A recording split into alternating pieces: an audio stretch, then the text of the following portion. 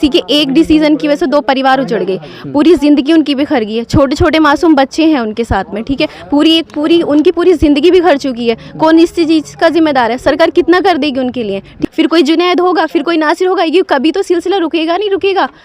तो हमारे साथ वकील हैं डॉक्टर रेहाना, जो एडवोकेट हैं, पीएचडी कर रही हैं और नेशनल लोकतांत्रिक पार्टी के महिला विंग के नेत्री भी हैं, और इनसे बात करेंगे कि आप आज नासिर और जुनैद के घर पे पहुंची हैं। मैम, आप एक एडवोकेट हैं, वकील हैं, तो आखिर मुसलमानों को क्यों टारगेट किया जा रहा है गाय के नाम पर? क्योंकि देखिए, पिछले दिनों नासिर को मार दिया गया, अभी तक उनके दोषी गिरफ्तार तक भी नहीं हुए हैं।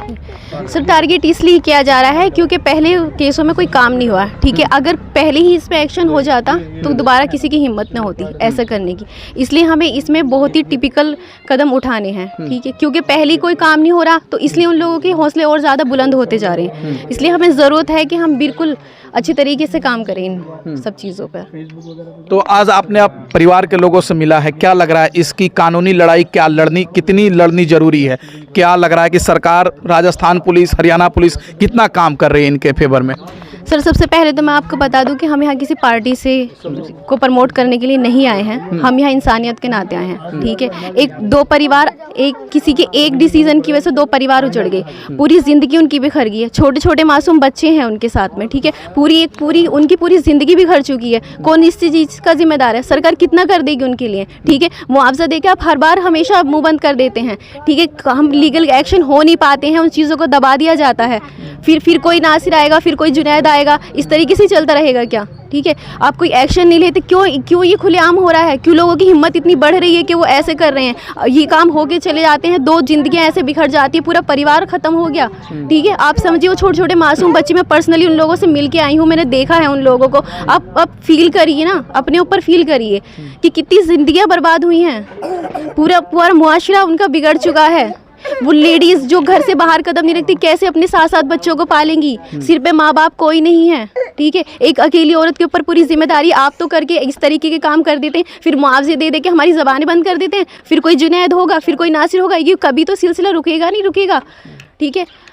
मैं तो यहाँ आप अभी 10 मिनट आई तो इतना दिल पसीज गया आपका, और जो लोग ये घटना कर रहे हैं तो उनको ये क्यों नहीं हो रहा है? ये इंसान नहीं है क्या जो मारने वाले हैं? वो बिल्कुल इंसान नहीं है। ऐसे लोग इंसान हो ही नहीं सकते, ठीक है। जो इंसान जुर्म करता है वो कभी इंसान हो ही नहीं सकता। जो दूसरे की तकलीफ़ ना समझे और दूसरे को अपनी तकलीफ़ ना बता सके, वो इंसान हो ही नहीं सकता। ये सिर्फ राजनीति चल रही है, सिर्फ और सिर्फ राजनीति। हमें इसमें लीगल एक्शन लेना है, ठीक है। अब कोई ना जुनैद बनेगा ना कोई नासिर बनेगा। हम ये चाहते हैं, अब जो हो गया, उसके आगे कुछ नहीं होना चाहिए। मैं पर्सनली यहाँ आई हूँ, हम किसी पार्टी को प्रमोट करने के लिए नहीं आए, किसी भी तरीके के। हमारे भाई गए हैं, ठीक है। अगर आप देखें तो हमारे मुआशरे का मामला है, इसलिए हमें ज़्यादा फील हो रहा है, ठीक है। फिर कल कोई घर बिखरेगा, ये मामला कुछ ही दिन में दब जाएगा, ठीक है। कुछ दिन, 10-15 दिन मीडिया में सब काम होंगे, उसके बाद में फिर सब लोग चुप बैठ जाएंगे। फिर कोई जुनैद निकलेगा घर से, कोई नासिर निकलेगा। क्या हमारे भाई इतने फालतू रह गए, ठीक है, इन कामों के लिए? आपको कुछ और नहीं मिलता तो गोरक्षा ये सब करके हम आपस में 2 संप्रदायों को भी लड़वाते हैं, ठीक है। और फिर नफरत भी फैलती है और जाने भी जाती हैं। हर तरीके से फ़ायदा किसका हो रहा है, ठीक है। अब सोचने वाली बात है ना सर, ये आप खुद ही देखिए। संप्रदाय भी बिगड़ रहे हैं, हमारी आपस में जो हमारी सद्भावनाएं एक दूसरे के साथ बनी हुई हैं वो कहीं ना कहीं हर्ट होती हैं। फिर उसके बाद में हमारे भाई अपनी जान खोते हैं, ज़िंदगियां बर्बाद होती हैं। तो ये क्यों? पहले अगर इन चीज़ों पे एक्शन अच्छे से ले लिया जाता तो क्या दोबारा ऐसा होता? किसी की हिम्मत होती? अभी तक क्या हुआ है? इस केस में अभी तक क्या हुआ है? कितने टाइम हो गया? क्या इतना टाइम लगता है? सब चीज़ आंखों के सामने है ना। और अभी पता क्या, अभी गर्म है ये घाव, इस वजह से इतना लग रहा है। कुछ दिन में ये भी शांत हो जाएगा।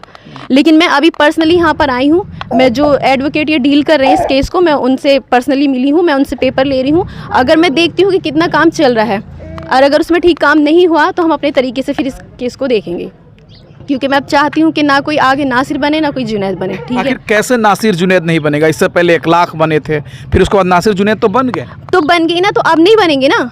वो सिलसिला इसलिए है क्योंकि अगर आप तभी एक्शन अच्छे से ले लेते, ठीक है, कोई एक मैसेज जाता ऐसे करने वालों के ऊपर, एक मैसेज जाता, तो क्या हिम्मत होती दोबारा ऐसे करने की? क्राइम क्यों कमिट होते हैं? क्योंकि पहले पनिशमेंट अच्छे से नहीं दी जाती, फिर इंसान के हौसले बढ़ते हैं, ठीक है। उसमें आगे कार्रवाई नहीं होती है, कुछ दिन काम चलता है फिर बंद हो जाता है। जब तक मीडिया में हाईलाइट रहेगा तब तक रहेगा। 10-15 दिन घर वाले रोएंगे, संप्रदाय के लोग आएंगे, कुछ आपसी पास पड़ोस के लोग आएंगे, बस। और फिर कुछ दिन बाद सब शांत। फिर तो हिम्मत तो बढ़ेगी ना इस तरीके से।